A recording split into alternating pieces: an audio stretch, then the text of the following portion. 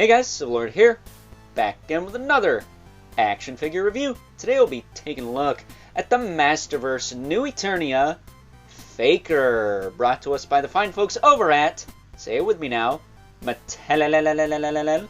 And just to get this right out the way, right quick, I think good old Faker here would have benefited greatly from being a deluxe release, but we'll get more into that in just a moment because we're going to cut right to the chase and get into the meat and taters of this review by taking a look at Faker's accessories first and foremost. Starting off with the alternate hands, he's got one fist and one open hand, which are usually meant for shields, but unfortunately, poor Faker here does not come with one of those, so I would have preferred two fist hands instead. That would have been a lot more useful, in my humble opinion.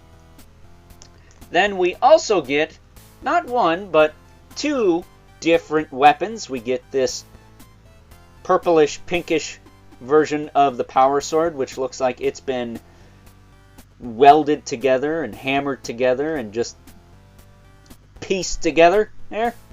Same with this axe. That said, the one gripe I have with these weapons is they're not the same color. And it feels like this axe goes to another figure, even though it was packaged with this figure.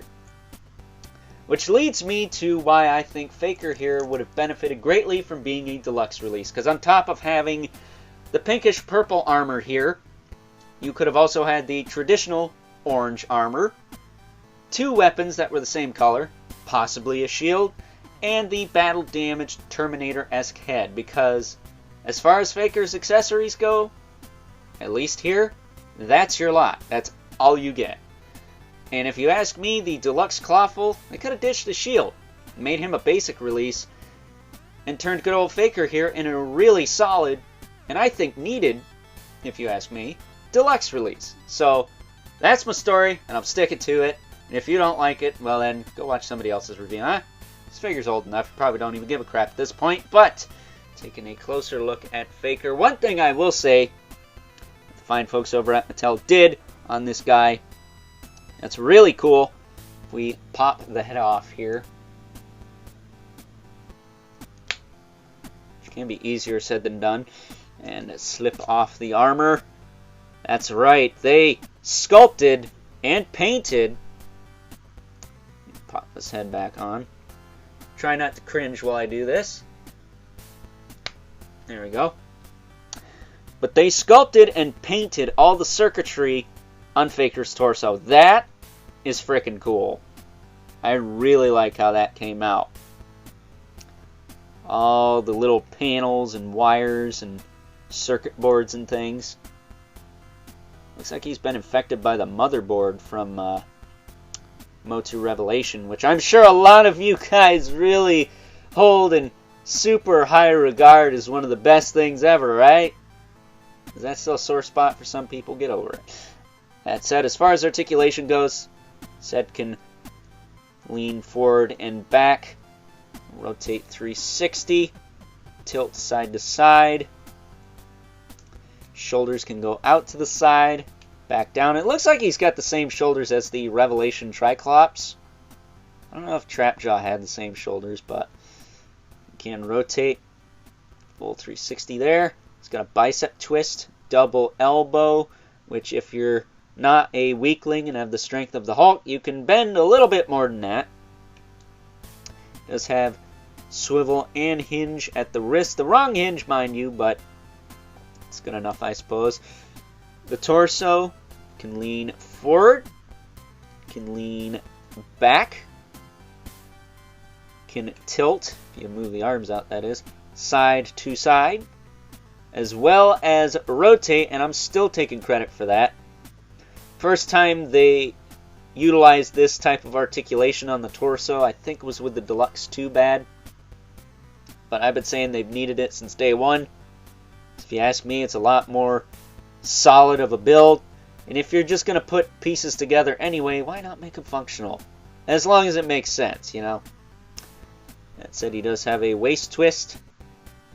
His hips can kick out to the side, back down, forward, back, thigh cut, double knee, and I will say the top knee on this side, for me anyways, was super tight and kind of frozen out the box, so I did have to heat that up. So word to the wise, don't break your toys. And I will tell you, I was a little nervous when I cracked this thing loose because it was really loud. I thought I snapped something, but thankfully I did not. He does have a boot swivel, as well as a hinge in the foot with a rocker joint and peg holes at the bottom of the feet. So with all that being said, quite possibly, before we wrap this up here, one of the best head sculpts for He-Man in this line, and it's on Faker. So, you know, the irony speaks for itself. But that's Faker in a nutshell, man. A good figure, a good release.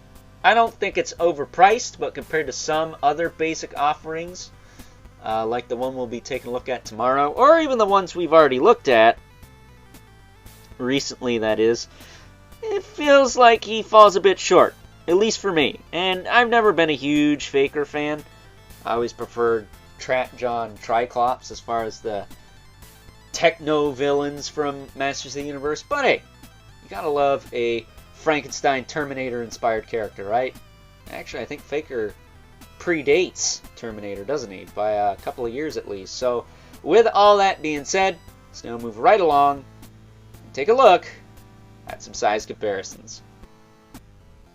First up, here is good old Stratos and all of his Sean Connery glory, alongside a fellow winged warrior, Buzz-Off, who we will be taking a look at tomorrow, because I gotta tell you folks, between Buzz-Off and Stratos, I don't know who I like more, but Mattel did a really, really bang-up job with these two. For characters I could care less about, I gotta tell you, these are some of the best Masterverse figures of the year. Speaking of which, we also have the star of the show, He-Man, Viking He-Man to be exact, and in my opinion, underrated figure.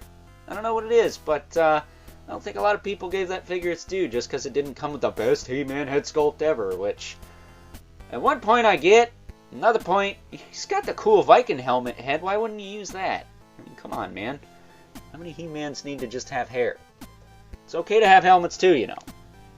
It's alright. It's going to be okay, man. That said, this of course would not be one of my videos without bringing in the Mythic Legion's Brother Manibidith.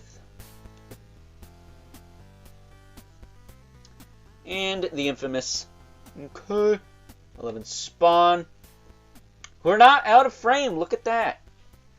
I do have figures bigger than 5.5, but, you know, we did a bit of an Origins marathon, so sue me. That said, I gotta tell you, while Stratos stacks up in his own universe, he stacks up here too. Looks like he could hang out with these guys. Not a member of the Red and Black Club. He's got gray instead of black, but, you know, 2 out of 3 ain't bad, right? So that being said, to wrap things up, some final thoughts. Overall, and while I'm still going to stand by the fact that I think good old Faker here would have benefited greatly from being a deluxe release instead of a standard release, I do still think that the fine folks over at Mattel did a fine job with this rendition of Faker here, even though I would have really liked to have gotten one with a battle-damaged head and maybe an interchangeable orange harness and some consistency amongst the weapons. I mean, really, does anyone prefer the pink or magenta or violet or whatever that color is over the traditional orange? I'm not really sure. That, and as far as basic figures go, this guy is pretty bare bones, and the figure we're going to be taking a look at tomorrow doesn't make him look any better. So, with that being said, I hope you guys enjoyed this review, and until next time, I'll catch you guys later.